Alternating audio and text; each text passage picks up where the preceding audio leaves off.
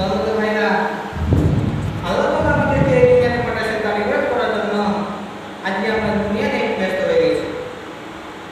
আমরা যে বলতেছি যে আমরা যদি কামাই না করি তা আমাদের ছেলে মেয়ে কি খাবে, এটা আমরা বলি। তো এটা আমরা মনে করে করছি না যে বিশ্বাসের কোনো বিশ্বাস নাই। আমি আপনার আগে যেতে পারি, আপনি আমার আগে যেতে পারেন। এই দুনিয়া আসার ছেলের আছে কিন্তু যাওয়ার কোনো শেখের নেই। আজকে যুবকরা দেখবেন মোবাইল নিয়ে পাবো, আজকে ফ্রি ফায়ার নিয়ে ব্যস্ত। তারা শুধু আমি অনেকে দেখতেছি রাস্তায় শুধু বলে মার মার মার মার, ওরা এগুলোকে বলে। আজকে নামাজ পড়তে বললে নামাজ পড়ে না ওরা। আজকে নামাজ পড়তে বললে যে রমজান মাস আসলে তারপর নামাজ পড়বো, ঈদের নামাজ আসলে তারপর নামাজ পড়বো, তখন বলে। ওরা ভুলে গেছে যে বিশ্বাসের কোনো বিশ্বাস নাই। কত যুবক দেখবেন যে রাস্তায় কত মারা যায়, অ্যাক্সিডেন্ট হয়ে যায়, এগুলো বুঝে আসে। তো অনেকের দেখবে যে প্রেমিক নিয়ে পাগল ওরা। যখন 12 মিনিটে একটা লুচা দিবস আসে, এই লুচা দিবসে দেখবে পার্কে পার্কে দেখবেন মেয়ে ছেলে ছেলে আর মেয়ে ছেলে আর মেয়ে। আজকে মেয়ে নিয়ে পাগল। যখন ছেলেটা তখন এই মেয়েটাকে যখন ভালোবাসে, ভালোবাসা শুরু করতে করতে করতে করতে এই মেয়েটা আবার অন্যজনকে যখন ভালোবাসে, যখন ছেলেটা দেখে যখন শেখা খায়, চলতে বসে তারপরে বেকা হয়ে যায়। আজকে শেখে আমি মনে করি শেখাটার নাম কেন আছে, ওই যুবকদের জন্য শেখাটাকে নাম তারা বানাইছে। আজকে যখন শেখা খায় তখন সিগারেট খায়, গাঁজা খায়, জীবনটা যুবকরা নষ্ট হয়ে যায়। একটা মেয়ের কথা, আজকে যুবকরা যদি আল্লাহর প্রতি আসতো, আল্লাহর কথা মতো যদি আল্লাহ ইবাদত করতো, আজকে যুবকরা কখনোই গুনাহ করতে পারতো না। আজকে যুবকরা মেয়ে নিয়ে পাগল হয়ে গেছে।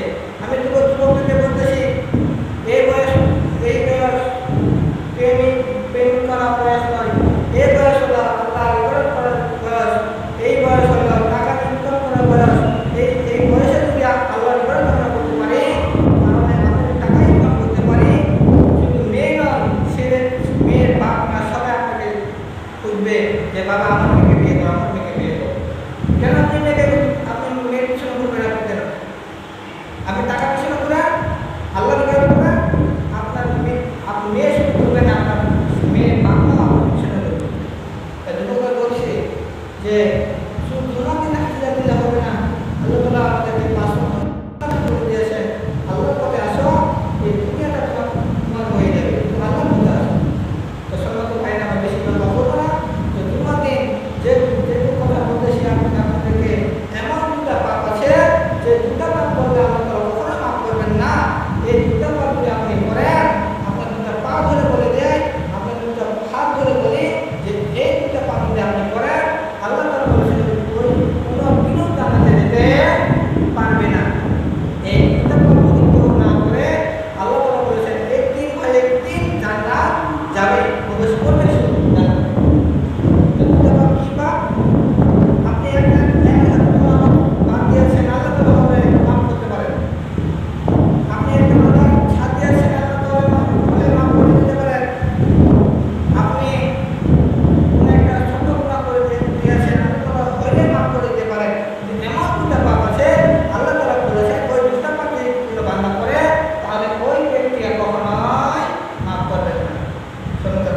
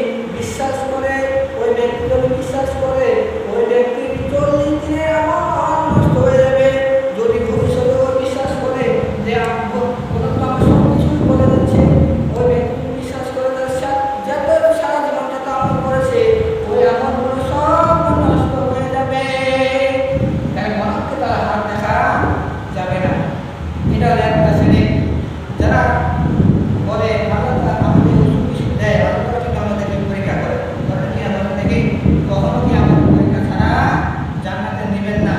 আল্লাহ তাআলা আমাদেরকে পরীক্ষা করে, পরীক্ষা করতে আমাদেরকে জান্নাতে নেবেন।